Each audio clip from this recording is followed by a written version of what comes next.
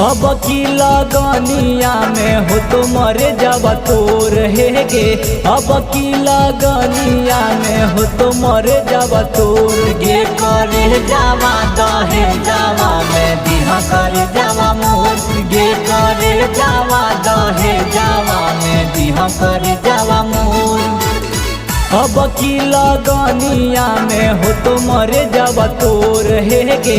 अब की लगनिया में हो तो मरे जब तोर गे। करे जावा दहे जावा में दिहा कर जावा मोर गे। करे जावा दहे जावा में दिहा कर जावा मोर।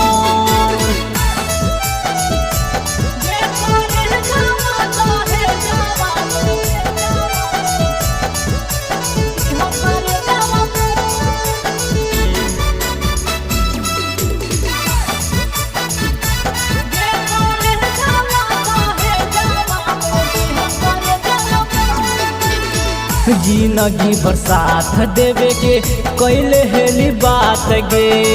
फिर काहे छोड़ देहली बगली हमर साथ गे। बगली हमर साथ गे। जिंदगी भर साथ देवे के कैले हेली बात गे।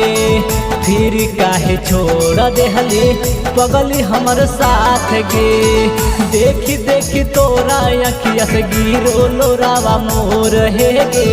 देखी देखी तोरा अखिया से गिरो लोरावा मोर गे। करे जावा दहे जावा में दिहा कर जावा मोर गे। करे जावा दहे जावा में दिहा कर जावा मोर।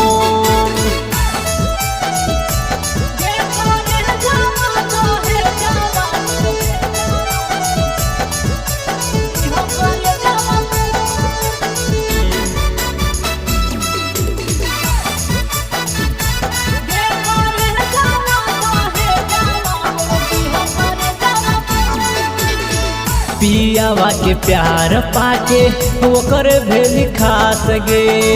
हमारा ई दिलवा के तोड़ देली आस गे। पियावा के प्यार पाके ओकर भेली खास गे। हमारा ई दिलवा के तोड़ देली आस गे। राइटर अजय मनीष के काहे जाही छोड़ हे गे।